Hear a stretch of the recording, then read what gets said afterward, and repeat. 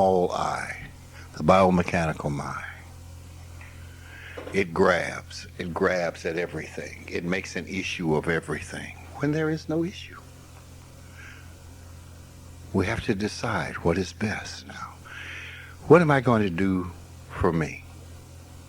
See, a part of coming into the light is doing what's best for you, regardless of whether you like it or not. Whether you like it or not, you still do what's best for you. Right? Whether you want to admit it or not. Yes. Well, if I don't do this, then I won't have what I've always had. Well, what you've always had may not be the best thing for you. But I won't be comfortable.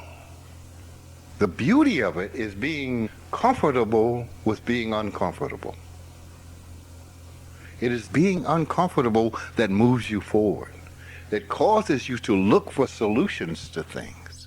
When we become comfortable,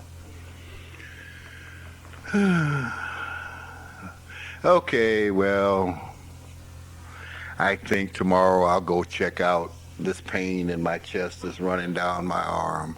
Well, maybe next week. It's not there today, so maybe next week.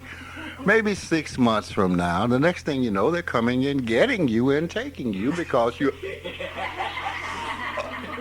Okay. See, we have to look at that and say, does this make sense? Does this really make sense? Intelligence is a part of the fabric of our being. What stops us? Habitual process. Now, when that energy comes up in us saying, well, there's nothing I can do about that. That's not true. That is not true. I raise my hand and say, I know that's not true.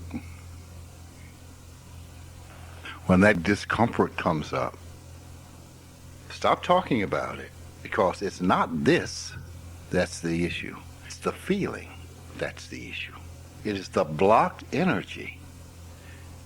Blocked why? Because we formed tension and allowed that energy to build a reservoir.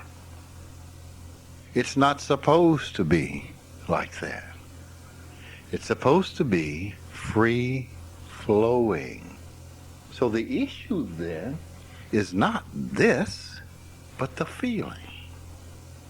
So now you had an old fool tell you there's a way, there is a way that doesn't happen. Putting your attention right on that spot, relaxing that spot, and letting the energy move. Now, there's a misconception that I've heard from time to time. That misconception is, I won't be feeling anything anymore. No. When the energy moves, it feels good. That's what you want, isn't it? So you've opened the dam and let the river flow. That's all there is to it. And see, that's the thing about coming into physical reality. We come into birth to mislearn. We come with a purpose to understand something. Each is different, but each is the same. So what happens? We come in and we develop these things by doing the wrong things. Then, as you disentangle it, you understand why, because now you become wise. You know all this stuff. Someone comes to you and says, well, tell me about, you can tell them thing after thing after thing. You can tell them, once you freed yourself up, they go, wow, you are such a wise, but you paid your price for that wisdom. I can tell you about most anything, because in my life I did it. That's I'm not saying, oh, I was this. People think, they say, but you are awakened. Yes, but I had to be asleep to be awakened. I had to be a fool to understand foolishness. And trust me, I really understand foolishness, okay? There was no bigger fool on the planet. I was the fool's fool, okay? I understand insanity. That's why I also understand how you get out of it. So the question again, do I want to get out of it? When it comes to that point, do you really want to let that go? All that stuff is like an old friend. It's been with you for so long. But you know, old friends die.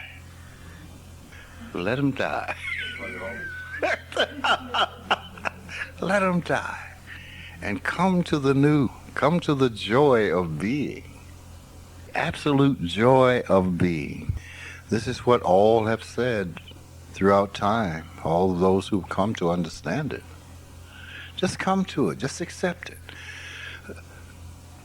Another question. I'm miserable. Is it worth keeping? Is it really worth keeping? Perhaps for some, it is. For those of us who say, no, this is no. Then those will answer the question. We think of the Buddha, or Buddhas. We think of the Christ. We think of the great, what is the word? Initiates. People who really began to understand the truth and could act directly upon the laws of reality and change that reality like that. We think of them as being something different than ourselves. And all of them have said, you can be me. All of them. Why do we want to deny that? I think it was Jesus, the Christ, who said, there will be those who come after me who will be more powerful than I. No! What are you, an idiot? He said it. That guy that you're following said it. Don't lynch me. I'm just saying what you say you already know. Huh. You see how what we think we know and our fear comes together that keeps us from hearing the very people that we say we love and admire and want to hear. I can imagine, I hear people all the time saying, if you could have dinner with one person throughout history, who would it be? Jesus Christ. They'd be throwing rocks at him before the conversation was over. Right before the appetizers. Yeah. Well, what do you mean? Hey, the Buddha said, hey man, I got here's 12 things, take it, go away. This is the Buddha's path to enlightenment. Go away. Go study this piece of paper.